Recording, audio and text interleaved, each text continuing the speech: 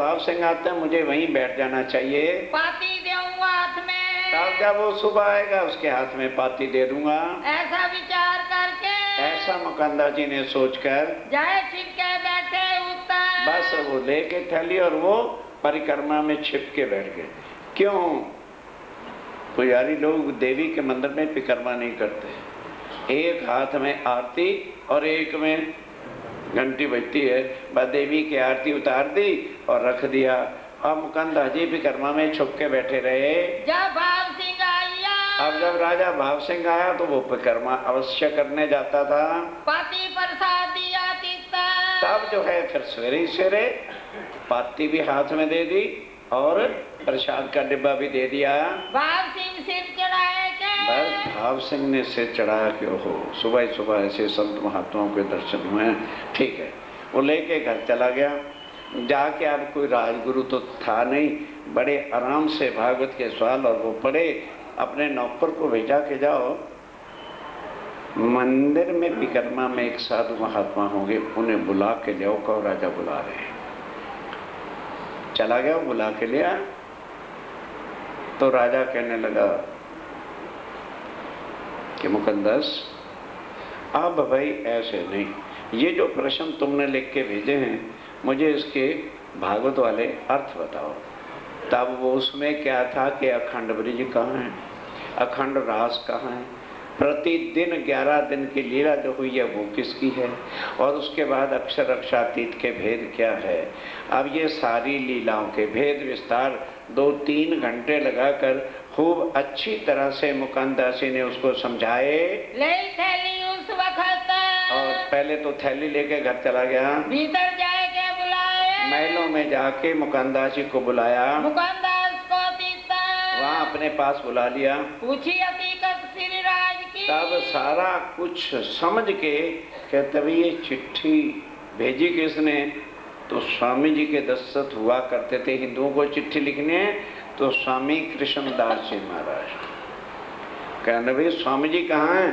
कहने लगे जी इस वक्त वो मंदसौर में है और फिर उसके बाद आगे जब आपका प्रसंग होगा तो जैसे आप कहोगे वैसा हो जाएगा। कहाँ है स्वामी कृष्णदास? वो स्वामी कृष्णदास जी जिन्होंने चिट्ठी लिख के तुझे भेजा है वो कहाँ हैं? तुमको क्यों कर भेजिया? और मेरे पास किस लिए भेजा है? को अपनी दिव्य आशा जो तुम आस लेके आए हो क्या चाहना है वो बताओ। खोल पाती पढ़ने लगा और पाती खोल के पढ़ने भी लगा।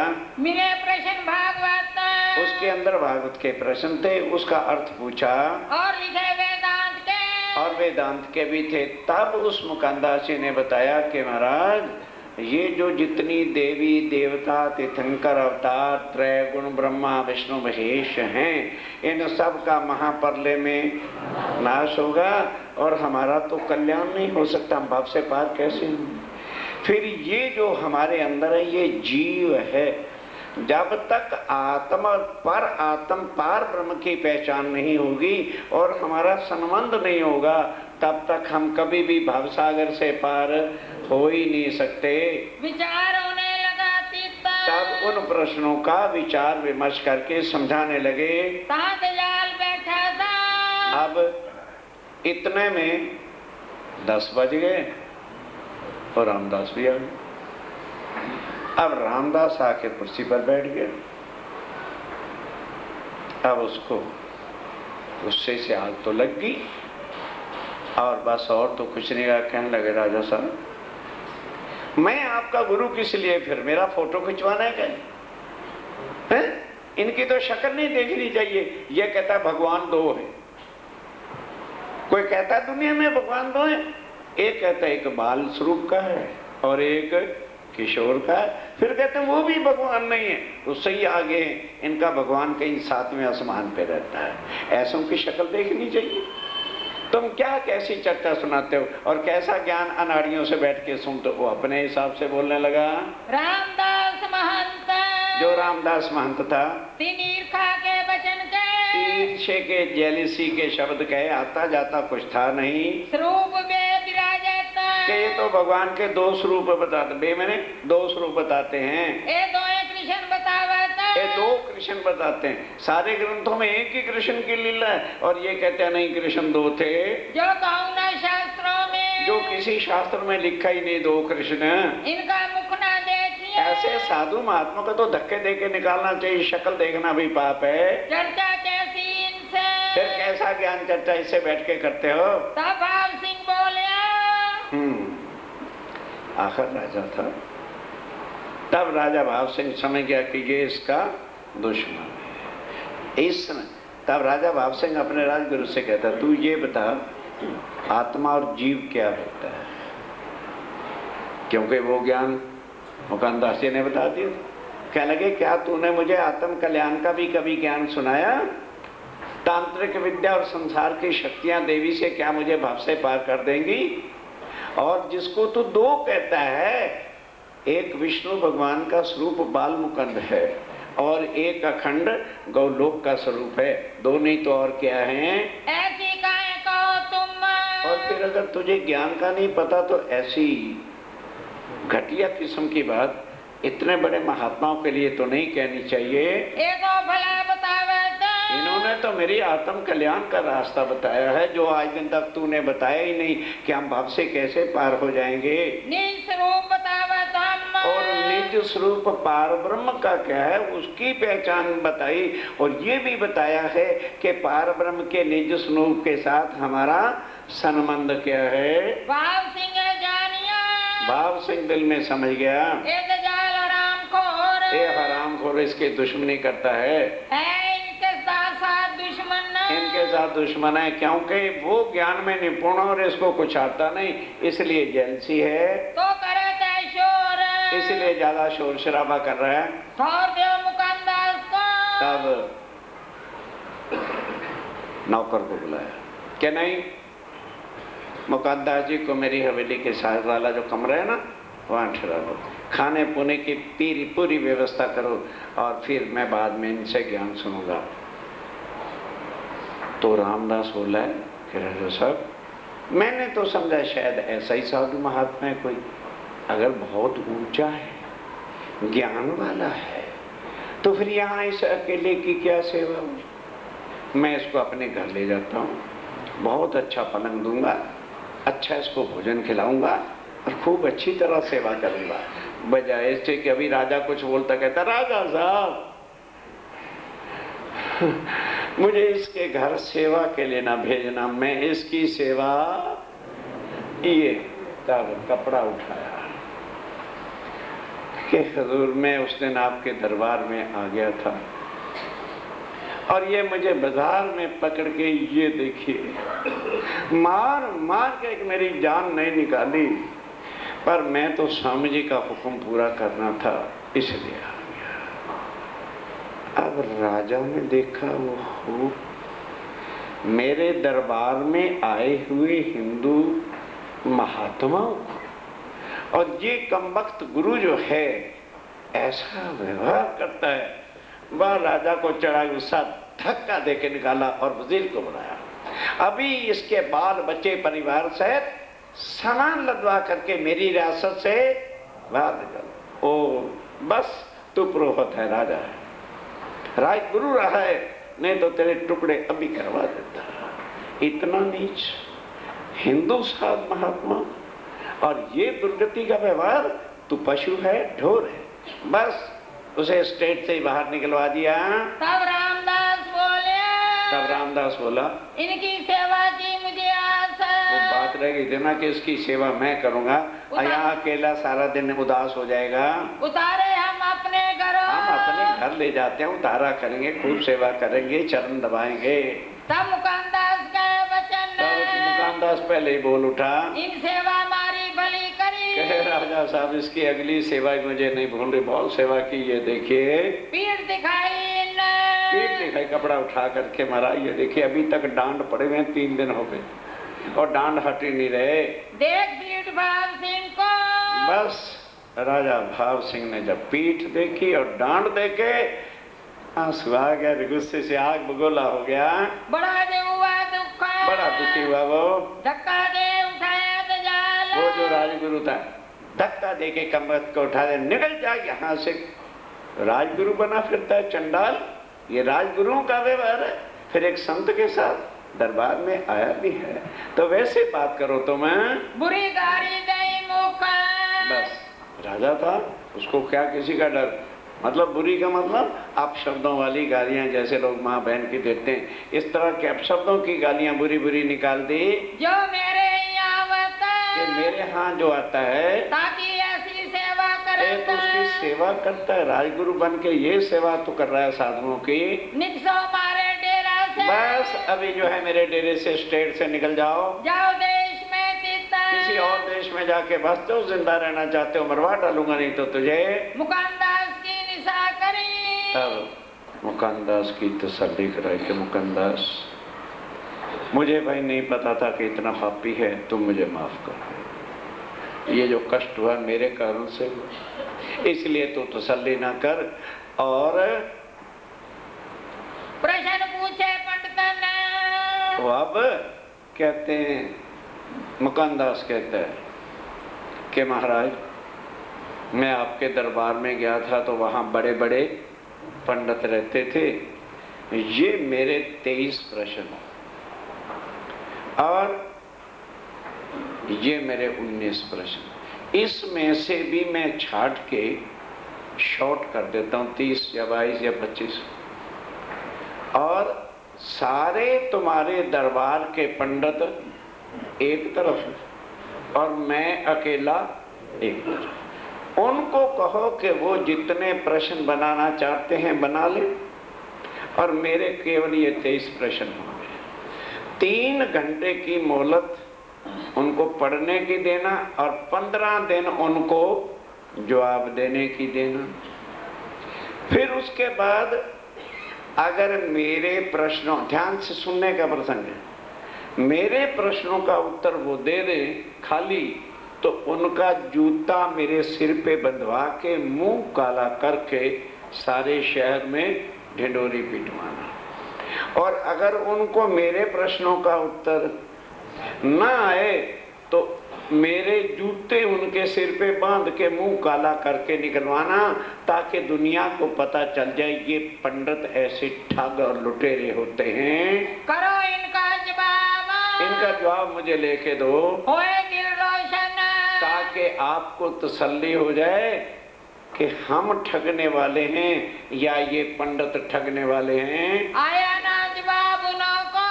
अब उन्होंने 80 सवाल बनाए थे, सबने मिलके 80 क्वेश्चन, और ये 23 क्वेश्चन थे। अब पढ़ के हार जाए, एक भी सवाल का जवाब आता नहीं है। निंदा लगे करने। अब निंदा के साथ पता नहीं कम वक्त कहाँ से लेके आ गया मुसीबत हमारे लिए। अब उधर राजा ने क्या कह दिया पंडितों को, जब तक इनके सवालों का जवाब नहीं दोगे, जो डेली तुम्हें किसी को 20 किसी को 10 प्राइनों का मिलता है, वजीर को कह दिया ऐसे बंद कर दो। भाव सिंह भाव सिंह ने मना कर दिया, आवत ना जवाब तुम्हें जवाब नहीं आता तो निंदा काहे को करते हो, तुम जवाब लेके आओ। मुकानदास जी ने क्या कहा, पंडित पूछे जो प्रश्न, पंडित जो भी प्रश्न पूछेंगे मैं उत्तर दूंगा। मैं ताको उत्तर दूं, मैं उनका उत्तर दूंगा। इनका मनाऊं मन, और इनको तसल्ली करा दूंगा, फलां ग्रंथ में ये लिखा हुआ है। मैं पूछूं जो इनको, और मैं जो प्रश्न पूछूं इनको, ये ताको दे बताए। ये सारे मिल करके उसका उत्तर दें। जो हारे दो मिले, हम दोनों में से जो हार जाए तो अपने ही बांध के फिराए। तो दूसरे का जूता, अपना ही जूता कहते हैं, बांध के शहर में जुलूस निकलवाया जाए। प्रश्न 80 पंडित ने लिखे, पंडितों ने मिलकर 80 क्वेश्चन लिखे। 23 मुकानदास, 23 क्वेश्चन, उनमें से भी जो कठिन से कठिन और बातें थी वो लिख के 23 क्वेश्चन मुकानदास जी ने तैयार किए। 15 दिन मोहलत दी, और 15 दिन की मोहलत रख दी। क्यों होए विश्वास, ताकि राजा साहब आपको विश्वास हो जाए कि ये लुटेरे तुमने अपने दरबार में बांधे हुए हैं। पंडित रोए पावत, अब पंडितों को किसी को 10 किसी को 20 जैसे जैसे योग्यता थी, और उस समय दरबार से मिला करता था रुपए 10-20, किसी को 10 किसी को 20। जब उत्तर दोगे प्रश्न तब राजा ने कह दिया पंतो बहुत खीर खट्टे खा लिए, अब जब इनका उत्तर दोगे उस दिन पैसे मिलेंगे, तब हम करें बख्शीश, तब ये बख्शिश होगी। मुकंदास उसी दिन, मुकंदास जी उसी दिन उनके 80 दुनिया के सवाल थे, बस वही उसी दिन ही उत्तर लिख के कहा लो राजा साहब ये इनके 80 सवालों का जवाब है। प्रश्न खोल किए साफ, सारे प्रश्न खोल के बता दिए, गीता का है, ये भागवत का है, ये रामायण का है, सब ग्रंथों का विशेष खंड भी लिख दिया। देव उत्तर हमारे प्रश्न का, कहने लगे राजा साहब अब मेरे प्रश्नों का उत्तर पंडितों से लेके दे दो, करो भाव सिंह इंसाफ, और फिर तुम इंसाफ कर लेना सारा कुछ। उत्तर तो आवे नहीं। अब पंडितों को उत्तर कहने लगे अच्छा यार कल देखेंगे, कल देखा, परसों देखा, 5 दिन बीत गए, 10 दिन बीत गए, दिन रह गए 5। अब क्वेश्चनों की उत्तर की तो चिंता नहीं, चिंता ये है कि मुंह होगा काला, मुकंदास का जूता होगे सिर पर, और दुनिया के सामने घुमाया जाएगा जिनसे हम पैसे लेते हैं। तो एक पंडित कहता है देखो बाद में जो जूता बांध के भी तो शहरों के सामने घूमना है, अपन रात को 10 उसकी कोठरी पर चले चले और जाके उसका जूता उठा के सिर पे रखना और कह दें भाई मुकंदास जी ये 10 अंगूठा भी लगवा लो और पाँव के भी 10 लगवा लो, हम आपके प्रश्नों का उत्तर नहीं दे सकते, हम हारे हारे और हारे, तो दुनिया को तो नहीं पता चलेगा, बंद कोठरी में तो उसका जूता सिर पे रखना। बस मिलके सारे मुकंदास जी के पास चले गए। तब रात को किया विचार, तब रात को विचार किया, चल आए मुकंदास पे, चल के रात को मुकंदास जी के पास आ गए। कहे हम पर होते मारा, हे मुकंदास जी महाराज अगर तो तुम्हारे स्वामी जी ने यही कहा है कि पंडितों का जनाजा ही निकाल दो, भूखे मार दो, तो फिर हमारे कोई बस की बात नहीं। बाकी रही हार जीत की सवाल, इन प्रश्नों को ब्रह्मा में नहीं उत्तर दे सकते तो हम कहां से ला के देंगे। और बाकी रही जूते की लाओ हम अभी सब सिर पर रख लेते हैं। जो स्वामी जी जो कहा, अगर स्वामी जी ने यही कहा है कि पंडितों को मार ही देना भूखा, के रोटी बांधो पंडितन, के पंडितों की रोटी बांध दो, तो हमारा क्या चारा, फिर हमारा कोई चारा नहीं, हम कुछ नहीं कर सकते। संतोष पकड़े मन, और संतोष से बैठ जाएंगे, जो काम धंधा होगा करते फिरेंगे। ना तो हमारा छुटकारा करो। तो मुकंदास ने कहा भाई हमारे स्वामी जी ने किसी ने नहीं कहा ऐसा कर, वो तो तुम्हारा ऐसा व्यवहार था तो मैंने राजा को कह दिया, बाकी जूते भी मेरे मत से फिर हम ऐसा नहीं काम करने। तो कहने लगे महाराज जो कुछ आप कहते हो राजा उस पर अमल करता है। 10 दिन हो गए खीर देखी नहीं कैसी होती, दही बड़े रोज खाते थे देखे ही नहीं क्या होते हैं, अचार प्रचार से ही गुजारा कर रहे थे। राजा को कह के जरा हमारी वो बख्शिश तो छुटवाओ ताकि बच्चे रोटी तो ढंग से खा सके। कह लगे देखो भाई मैं राजा तो हूं नहीं, पर मैं जाऊंगा तुम्हारी खातिर अवश्य जाऊंगा, जब तुमने इतना सब कुछ स्वीकार कर लिया अवश्य जाऊंगा और राजा से कहूंगा, कोशिश भी कहूंगा पूरी कि तुमको जो कुछ पहले मिलता था उतना मिले। हमारे 10 बेर, और महाराज हम 10 बेर हारे, एक बार क्या अंगूठा लगवा लो। तब मुकंदास ने कहा, तब मुकंदासी ने क्या कहा, हम कहेंगे फिर, हम राजा से अवश्य मिल करके और उनकी तसल्ली करा देंगे। तब कहा भाव सिंह को, तब मुकंदास जी आए और राजा भाव सिंह से क्या कहा, क्या उत्तर दे प्रश्न। फिर राजा भाव सिंह जी बैठिए, मुकंदास ने कहा मुकंदास जी आज कैसे आना। कहने लगे देखो वो प्रश्न ऐसे हैं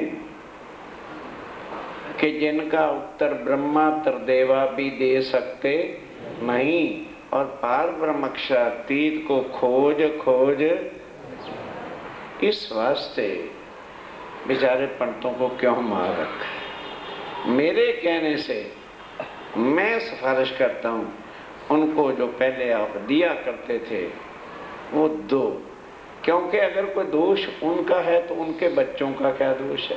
वो भी बेचारे नाहक भूखे मर रहे हैं। ये तो लीला अखंड की, ये तो लीला अखंड अक्षरातीत की है। ये पंडित जीव जो संसार के हैं, ये क्या उसका उत्तर दे सकेंगे? इनका ना पहुँचे मन, इनका मन चित्त बुद्धि नहीं जा सकती। तब आधारो छे क्या? राजा कहता है, रे मुकंदास, बहुत गड़बड़ कर दी तैने। मैं तो चाहता था ना रहे बांस न बजे बांसी, इनको निकाल ही दूं, पर अब आपका कहना मैं मोड़ नहीं सकता। बात आपकी सत्य, मैं पहले दिन ही समझ गया था ये क्या उत्तर देंगे, पर भाई खाली खीर खट्टे तो ना खाएं, कुछ तो करके खाएं। आधा देते हैं, 10 वाले को 5 और 20 वाले को 10। वजीर को हुक्म कर दिया कि भाई आधा दे दो बस, और ज्यादा नहीं देना। आधे का हुआ हुक्म, आधे का हुक्म हुआ। प्रात को मिलके का, तब मुकानदास आए। फिर पंडित ने कहा, अच्छा हम सवेरे पता करेंगे आपसे। फिर वो पूछने आए, कहने लगे, भाई मैंने तो खूब अच्छी तरह से समझाया बुझाया, पर वो भी मेरे कहने से। आधा तुम्हें बख्शिश कर दिया है और पूरा अब नहीं मिलेगा। एक काम किया तुम्हारा, इतना काम तुम्हारा हो गया है। दिन दूसरे तीसरे, तब दूसरे तीसरे दिन नीके दिए कान। अब राजा को भी लगी कि ये ज्ञान कुछ ऊंचा है। अब उनको बुलाकर और अच्छी तरह से, नीके मैंने अच्छी तरह से बैठ के चट्टा सत्संग सुनी, तारतम नीके सुनिया, और तारतम क्या है उसको सुना और समझा। होए गई पहचान, तब होए गई पहचान। क्यों हो?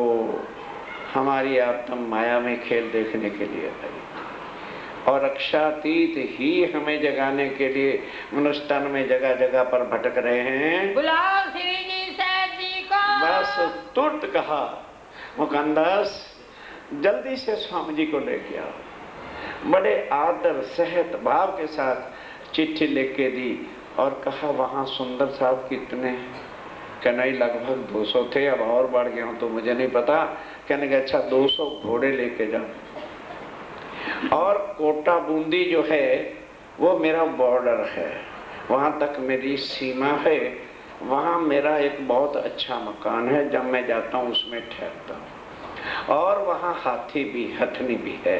हथनी पर स्वामी जी को बिठा के लाना, पैदल मत लाना, उनको नहीं घोड़े पे बिठाना। बस वहाँ से घोड़े की सवारी, और जितना खर्चा रास्ते के लिए चाहिए वो भी यहाँ से ले जा। किसी सुंदर तात को कष्ट नहीं होना चाहिए। असवारी ले आओ तुम, असवारी हमारे से ले जाओ, ले आओ हथनी बूंदी से, और बूंदी से हथनी ले लेना, और घोड़ा दे दें हम, और जितने घोड़े चाहिए वो यहाँ से ले जा। एक हवेली बूंदी में, और बूंदी में जो मेरी हवेली जहाँ मैं जाके ठहरा करता हूँ उसमें स्वामी जी को ठहराना। रहने को लिख दई, वो वहाँ का जो प्रधान या मैनेजर प्रबंधक था उसको लिख के दे दी। श्री भाई जी को वहाँ भाई राय को रखना आराम के साथ। इन बार सिखापन दई, इस तरह से अच्छी तरह सिखापन देकर मुकानदास विदा होए के, अब मुकानदास जी राजा की चिट्ठी लेकर विदा हुए। दई असवारी साथ है, और सब असवारी सामान वगैरह सब साथ दिया। कहाँ से पहुँचे मंदसौर। अब वहाँ से कहाँ आ गए? अब आए मुकंदास जी मंदसौर, खर्ची दई थी हाथ, और खर्ची हाथ में दी थी। आए मिले मंदसौर में, मंदसौर में आकर के स्वामी जी से मुलाकात की। ले चले श्री जी को, श्री जी को लेके चले। आए पहुँचे औरंगाबाद, औरंगाबाद स्वामी जी आ गए। गई मुलाकात हवेली में, बस वो पहले से ही राजा तैयार था, खूब स्वागत किया, और हवेली जो तैयार थी उसमें स्वामी जी को बतराया। भाव सिंह आए के, भाव सिंह आकर के लगा दो कदम, चरणों में आके प्रणाम करता है। देख दीदार इन समय, अब दर्शन करके बहुत प्रसन्न हुए। कृत कृत जानी आत्मा, राजा भाव सिंह ने अपने को धन्य धन्य समझा कि मेरा आज का दिन जीवन मेरा सफल कर रहा है। लगा सेवा करने, अब खुद सेवा करने लगा। उत्सव रसोई जब, अब उत्सव रसोई जब करता है तो खुद परोसता है, खुद जो है पंखा झुलाता है। देई जागा हवेली अपनी, तब चर्चा एक दो दिन सुनी तो कहते स्वामी जी हवेली बाहर नहीं, आप मेरी हवेली में आके अंदर ठहरो। सेवा इनकी तब जो है सेवा करने लगा महलों में। सुन नरसैया के शब्द कीर्तन। तब नरसैया नरसी मेहता ने, कईयों ने नरसैया की नहीं समझ आई तो नरसी मेहता करके टीका में लिख देते हैं। नरसैया कब था? जब प्रतिबिंब की सुनाई थी आपको। वो लीला कितने दिन की हुई? 11 दिन की। 7 दिन गोकुल, 4 दिन मथुरा। तो रास की लीला जब पहले हुई थी तो नरसैया पहले ब्रह्मांड में कृष्ण का भगत था जो प्रलय हो गया था। अब उसने जब बांसुरी की आवाज सुनी तो रात्रि का समय था, हाथ में मिसाल लेकर के भागा भागा आया था और अंदर तो जा नहीं सकता था। नरसैया आए, खड़ा हुआ, आड़े दरवाजे बताए थे। 4 दरवाजे कौन से? एक शरीर पिंड, दूसरा ब्रह्मांड, तीसरा निराकार और चौथा योग माया का। ये 4 दरवाजे थे। तो बेचारा बाहर खड़ा रहा मिसाल लेकर और अंदर इस नित्य वृंदावन, ये वो नहीं, ये वृंदावन में जो रास की लीला हुई थी उसके स्वर, क्योंकि गोलोक की शक्ति थी ना, उसको सुन करके इतना मगन हो गया पता ही नहीं चला। मिसाल भी जल गई और इतना हाथ भी। उसके जो किरंतन थे उसको सुन करके राजा भाव सिंह इतना मगन हो गया, बिल्कुल मस्त। उसको होश ही नहीं कि मैं राजा हूँ कि मैं कौन हूँ। आप लगा नाचने। आप लगा नाचना आसान नहीं होता। भरी सभा में उठना और नाचना कोई आसान का भाव। अब राजा के भाव जैसे सुंदर साथ करते थे वैसे पब्लिक भी बैठी है, वजीर भी हैं, महारानियां भी हैं, कोई मतलब ही नहीं लोक लाज शर्म की। जो करे मोमिन जिस तरह सुंदर साथ करते हैं, भगत भाव जोर रे, इतना भक्ति भाव बढ़ गया सेवे परमेश्वर और साक्षात स्वामी जी को परमात्मा का रूप मान के सेवा करने लगा। दिल में जरा भी शक नहीं, भगत भाव ऊपर, भक्ति भाव के ऊपर। अपने अंदर पधरा। तब अपने महलों में स्वामी जी, वो मेरा दूसरा कमरा है ना, वहाँ भी चलो, वहाँ भी चरण कमल रखो। सब कमरों में ले गया। आप श्री जी साहब जी को पधराता है। रासलीला के किरंतन। अब फिर कहता जी रासलीला के किरंतन सुनवाओ। राजी होवे इनका। उसको सुन के बहुत राजी होता है। जब बात कही कुरान की। अब जब ये देखा स्वामी जी ने तो एक दिन चर्चा में कहा कि राजा भाव सिंह, जैसे हिंदुओं के ग्रंथों में मुझे ही अक्षातीत और विजयाविनंद बुद्ध निष्कलंक अवतार कहा है ना, उसी तरह कुरान में भी मुझे ही अल्लाह ताला आखिरुल ज़मा इमाम मेहंदी लिखा है। तब इनका किया विचार। अब राजा सोच में पड़ गया, कहने लगे स्वामी जी मुझे कोई शक नहीं है, लेकिन सवाल ये है मैंने जिंदगी में कभी कुरान पढ़ा नहीं। मेरे दरबार में 4 शरीयत के काजी मेंबर हैं, मेरी पार्लियामेंट है और मुसलमान। मैं उनकी ड्यूटी आपके पास लगाता हूँ, आप उनको कुरान से समझाओ और यदि वो कुरान से समझकर आपको स्वीकार कर लेते हैं कि आप अल्लाह ताला इमाम मेहदी हो, तो मैं शीश अपने चरणों पे आपके रख के कसम खाता हूं कि आपके स्वरूप की पहचान कराने के लिए मेरी तलवार होगी और उस जेब को चैलेंज होगा। तब स्वामी जी कहते ठीक है। और काजी कौन कौन से हैं? कहते जी एक तो अव्वल खान, समझ गए?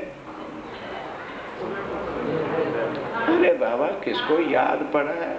अव्वल खान ताल पे तारतम लिया था, वो औरंगाबाद में रहता है। दूसरा जान मोहम्मद है, तीसरा अमीन खां है, चौथे फतेहुल्लाह है जो सबसे बड़ा वजीर था।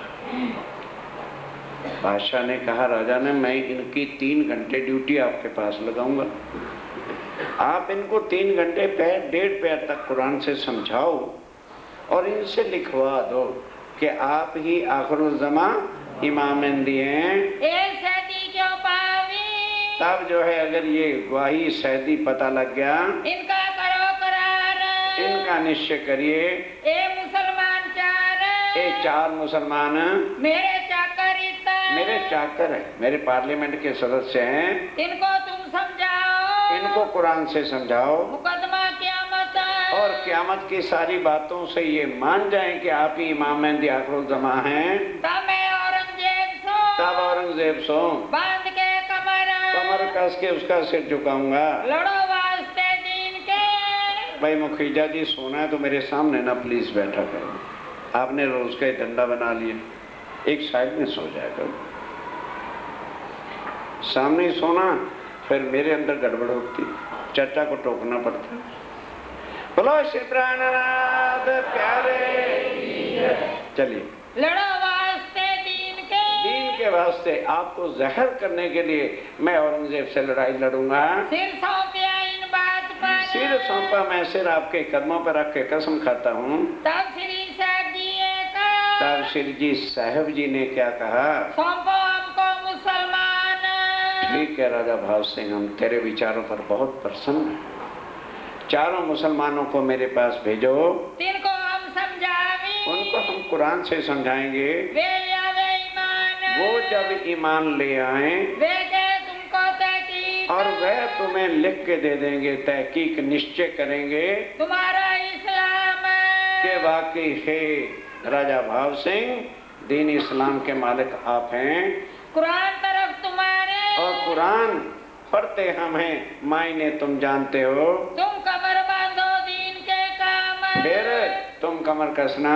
ए बात मानी भाव सिंह ने, राजा भाव सिंह ने बात मान ली। मेरे मन पर हक कि जी मैं इसको स्वीकार करता हूँ, तुम इन पर मेहनत करो, आप इन पर मेहनत करो।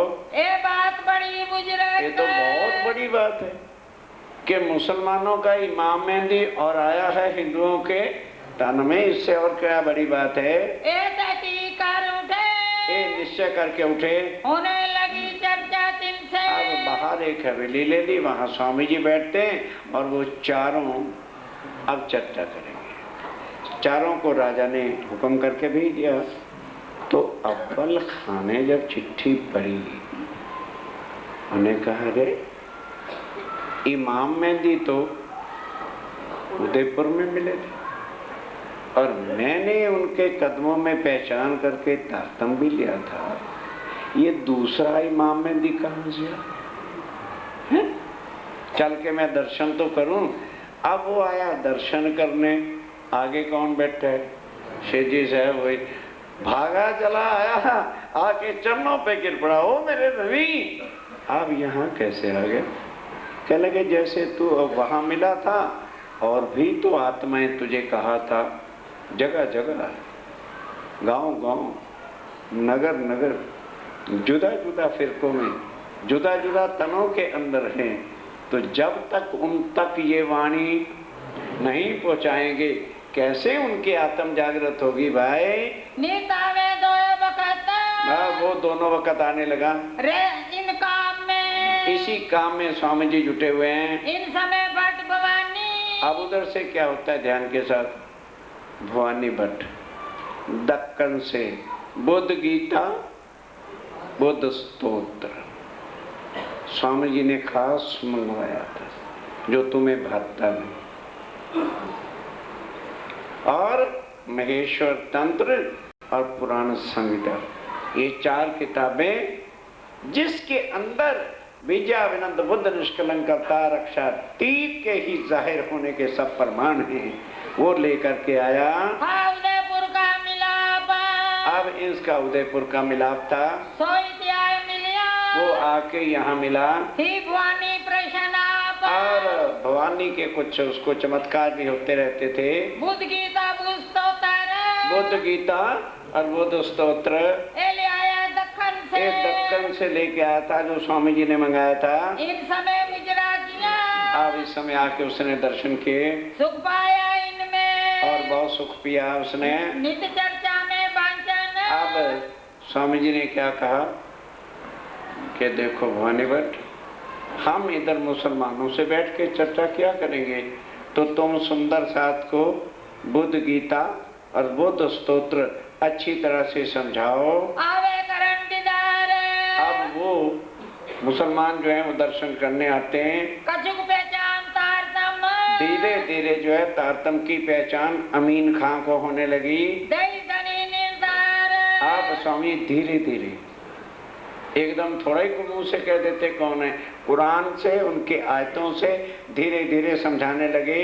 इन समय अब्बल खान, इस समय अव्वल खान करने आया दीदार। जब दीदार करने आया, था उदयपुर का मिलाप, पहले उदयपुर का मिलाप था ही। इन पहचाने परवरदिगार। इन्होंने पहचाने परवरदिगार आए थे, हमारे इमाम जी साहब खुद यहाँ आए हैं। जान मोहम्मद में खान, अब जान मोहम्मद और महीन खां, एक इनको सुनाई कान। ये अव्वल खां अब जाके उनको मिलता है और बातें सुनाता है। इनको बुलाए ले आया, अब उनको बुला के ले आया। और करने लगे पहचान। अब पहचान, उधर कौन मेहनत मार रहा है, अव्वल खां, और उधर स्वामी जी कुरान से हदीसों से सब समझा रहे हैं। महीन को ईमान आया, महीन को ईमान आ गया।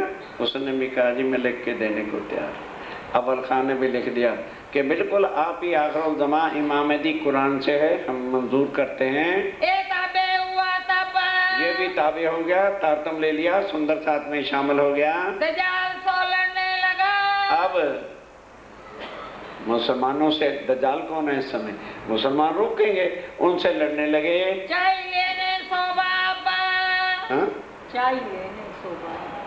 हाँ, तब अव्वल खान महीन खां क्या सोचते हैं कि इस वक्त हमें खुदाई काम करके शोभा लेनी चाहिए। कहा रबानों में पठान, रबानों में जो पठान थे उनको जाके ये बातें बताई। चली चर्चा दिन में, अब उनमें ये चर्चा चलने लगी। और तो मुसलमान सबको स्वीकार करते हैं, पर उनसे ये स्वीकार नहीं होता कि हिंदू, बस ये उनके सामने फाटक अड़ा हुआ है। सनंदे सुनी जान मोहम्मद। अब जान मोहम्मद जो था वो सबका उस्ताद था, सबको कुरान की तालीम देता था। जब उसने सनंदे सुनी, क्यों ये पहचान हुए इनसे, तब मोमिनों ने इसलिए जो है, किसने, अरे बाबा अव्वल खां और उसने अमीन खान ने जब ये सनंदे सुनाई, क्यों सुनाई, ताकि इसको भी स्वामी जी के स्वरूप की पहचान हो जाए। एक जान मोहम्मद को, एक जान मोहम्मद को असल अंकुरी मान। अब जान मोहम्मद है तो कट्टर मुसलमान तालीम देता था, लेकिन परम धाम की खास ब्रह्म सृष्टि है था तमाम तफसीर, और खुद इतना आलम फाजल था कि सारी तफसीर कुरान के, क्योंकि तालीम देता था, सब कुछ याद था। पढ़ो में अरबी खान, और अरबी सब कुछ में पढ़ा हुआ था। देता तालीम सबन को, देता तालीम सबको, तालीम कुरान की देता था। ये तेरे पठान, जितने पठान वहाँ रहते थे औरंगाबाद में, किन कुन सुनी हकीकत। अब ध्यान से, अब जब उस्ताद भी जाने लगा तो सारे पठानों को पता चला यार ब्याह कर रखोगे। जब उस्ताद ही वहां जाने लग गया है तो फिर क्या करना चाहिए, कहे बुरा भला अनुमान, और अपनी जुबान से बुरा भला कहने लग गए। भवानी बाटे पैर लो। अब भगवान बात तो 4.5 घंटे तक बराबर बैठ के बुद्ध गीता और बुद्ध स्तोत्र की चर्चा रोज सुनाता है। कथा कहे हुए फारग, कथा सुना के फारग होता है। तब सी राजा रोके, अब उधर स्वामी जी 1.5 पैर तक बराबर उनको कुरान हदीसों से पहचान कराते रहते हैं। तब उठ के खाना खाते हैं। कोठे से गुजरा का, बस भोजन करने के बाद लेके प्रसाद, तब तोड़ने के पलंग पर जाते हैं। जब दिन पिछला, जब दिन रहा पिछला, घड़ी रहता है 7 घड़ी रह जाती है, चितवन का समय आ जाता है। तब से लाज उठते, तब से राज महाराज उठते हैं। करे 700 बात, सब सुंदर प्रसाद को चितुनी के लिए तैयार करते हैं। चर्चा होए अति बड़ी और बती इस समय चर्चा परम धाम में कैसे जाना, उसके बिना कुछ नहीं होती। हुआ श्रृंगार का वक्त, श्रृंगार का वक्त होता है। संध्या को आरती होगी, तब संध्या समय आरती बराबर होती थी।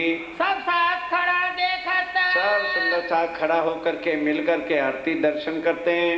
एक तरफ लालदास, एक तरफ राजदास जी खड़े हैं, दूजे भवानी भट्ट, दूसरे तरफ भवानी भट्ट, एक तरफ लालदास जी हैं। चर्चा कुरान भागवत की। ध्यान देना, अब जब संध्या आरती हो गई तो एक तरफ कुरान पक्ष के लालदास जी किताबें लेके बैठे हैं और एक तरफ भवानी वर्दी हिंदुओं के जितने ग्रंथ पक्ष हैं उसको लेके बैठे हैं होता है लटपट और लटपट होके मगन बैठे हैं। चिराई करत है मैंने, श्री राज करते हैं कुरान के भी और हिंदुओं के ग्रंथों के भी, दोनों को एक करके वाणी से मिला रहे कि जो कुछ कुरान में है सोई हिंदुओं के ग्रंथों में, भागवत वेद शास्त्रों में, और वही ये तुम्हारी वाणी है जिसका तुम्हारे को दे दिया है खुलासा करके।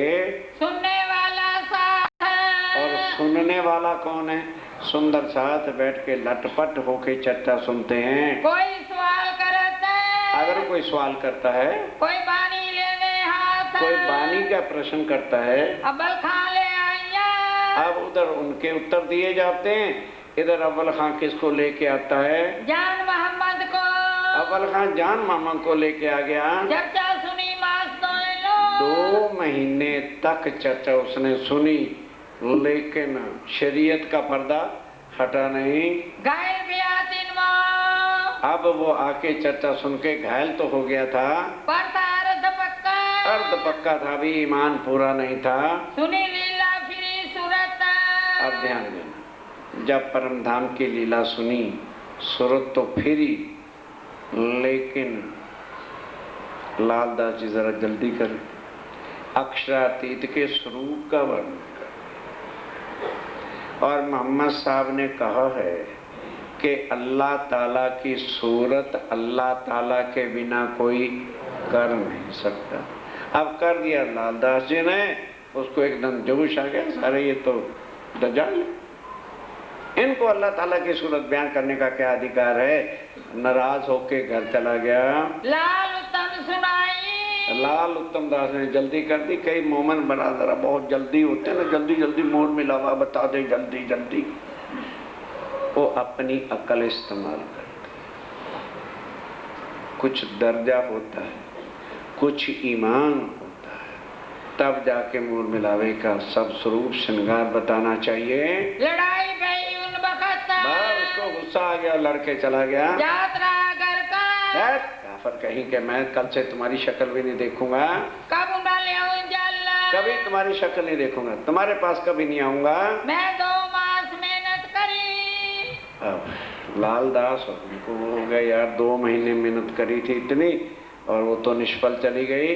नारू निर्मल, इसकी आत्मा निर्मल नहीं हुई। उत्तम दास से अर्ज करी। अब ध्यान के साथ उत्तम दास कहता है, स्वामी जी आखिर इसने 2 महीने चर्चा सुनी है, हो गई गलती हमारे से, अगर आप कहो तो हम इसके घर जाके मना कर ले आए, क्योंकि हमारे ट्रस्टी बड़े उतावले रहते हैं, अजी वो नहीं आया है, हम उसके घर ही चले जाएं। जितनी अकल है उतनी तो बात करनी, क्यों भाई? कोई फैक्ट्री का पार्टनर है जो घर चले जाए उसके? लालदास स्वामी जी कहते हैं, एक तो मूर्खता की कि तुमने उतावले पन में राज्य का स्वरूप श्रृंगार बता दिया, और दूसरा मुंह काला पोतने जा रहे हो कि हम उनको बुलाने जाए। बुलाने जाओगे तो जन्म भर का दुश्मन हो जाएगा तुम्हारा। क्यों? कमजोर आदमी जाता बुलाने के लिए, जब तुम सच्चे हो। देखो तमाशा, उसने 2 महीने तक चर्चा सुनी है, आज की रात तो काटेगा, सवेरे तड़पता हुआ चरणों में आ जाएगा। बुलाए लियाओ मोहम्मद जान। वो कहने लगा मलूक चंद के हम जान मोहम्मद को बुला लाएं। बरजा श्री जी साहब जी, स्वामी जी ने मना किया, खबरदार, इन्हें सुनी चर्चा का। इसने 2 महीने चट्टा सुनी, अगर चट्टा की चोट लगी है तो घर चैन से नहीं बैठेगा। सो दुचती हो गई। अब जान मर गया, गुस्सा हो गया, ठंडा, रात को नींद नहीं आई। कहने लगे यार चंडाल गुस्सा आ गया, अब चट्टा कहाँ से सुनूंगा। वो तो वर्ष अजीम की बातें थी, कभी इधर करवट बदले कभी इधर बदले। या लानत अधिकार है, गुस्से को सवेरे उठ के चला ही जाऊंगा। नहा धो करके सुबह चरणों में आ गया। प्रात को उठ दौड़ेगा। बात स्वामी ने कहा तुम प्रातः तो होने दो, उठ के आएगा। करने लगे दिल से। बस ये फैसला हो गया। दिन दूसरे आया। दूसरे दिन जान मोहम्मद उठ के आ गया। श्री साहब जी के पास आके कदमों में आके सलाम किया। मुझे क्यों ना समझावत। है स्वामी जी, मुझे क्यों नहीं समझाते। स्वामी जी ने कहा तू समझने की दृष्टि से कभी आया ही। तू तो मेरा इम्तिहान लेता रहा 2 महीने, तो इम्तिहान लेता रहा तो फिर मैं तुझे क्या समझाता। 8 दिन सिर्फ, और वो भी 3 घंटे के लिए मेरे पास आ जा, और 8 दिन के अंदर तुझे सब कुछ समझ लग जाएगी। मुझे कदमों की आस। अब कहता है मुझे आपके कदमों की आस है, आपके कदम छोड़ के कहीं नहीं जाऊंगा। तब श्री साहब जी तब स्वामी जी ने क्या कहा, एक 8 दिन दो चित्ता। 8 दिन सिर्फ चट्टा सुन, बस। फिर तू चट्टा के बिना रह जाए तो फिर मतलब ही नहीं है। सो भी एक पैर। और वो भी 3 घंटे। आगे तो तू 1.5 घंटे पैर 6 घंटे 5 घंटे चर्चा सुनता रहा है। देख कैसा हो गई। फिर देख तो सही क्या होता है। आया चर्चा सुनने। कल लाना, आज क्या करो, दोहराओ चपाई, टाइम हो गया, चपाई दोहराओ। तब श्री जी साहब जी का। तब श्री जी साहब जी का। एक 8 दिन दो चित्ता। एक 8 दिन दो चित्ता। तो भी एक पैर। तो भी एक पैर। देख कैसा होवे ईता। देख कैसा होवे। सुंदर साहब जी 8 दिन सिर्फ चर्चा सुनने के बाद ये सोचो, औरंगजेब के दरबार के बड़े बड़े काजी ईमान रह के श्री जी के चरणों में आत्म का संबंध जोड़ के तारतम लेते हैं। और हम, शरीर भी हिंदुओं का है, पर ऐसे कूट कूट के कर्म कांड दुनिया की कहेगी। ऐडी उम्रे चाके हों सी तारतम्य। हाँ मामा क्या कहेगा, मामा बड़ा के अक्षरत। तारतम मत लेना, मैं ये नहीं कह रहा। ऐसी चर्चा सारे ब्रह्मांड में घूमो, फिर तुलना करो कि रूढ़िवादिता के बिना मुरारी बापू रामायण फलाना भागवत, वही ना निराकार के इधर उधर की कहीं चर्चा हो, मुझे भी ले चलो, मैं तैयार हूं चलो। और ऐसा ज्ञान जो देवी देवताओं को भी आज दिन तक मिला है, वो ज्ञान मिल रहा है। फिर लोकलाज को देखें, क्या जिस वक्त नरकों में जाएंगे रिश्तेदार मामा चाचा साथ जाएंगे? सोचो और विचारो। अब कट्टर से कट्टर मुसलमान काजी और दिल्ली की शरीयत का मेंबर है फतेहुल्ला, किस तरह से चरणों में आते हैं, ये कल विषय सुनिए। फिर तोलिएगा बुद्धि में, विचार करिएगा कि ये ज्ञान कौन सा है। फिर औरंगजेब की शरीयत का दरबार और स्वामी जी की वाणी पत्थरों में से जान पैदा करके दिखाती है। हमारा तो दिल फिर इंसान का है। वाणी सुनो, सोचो और समझो। बोलो श्री प्राणनाथ। हरदी हरदी भोग लग गया।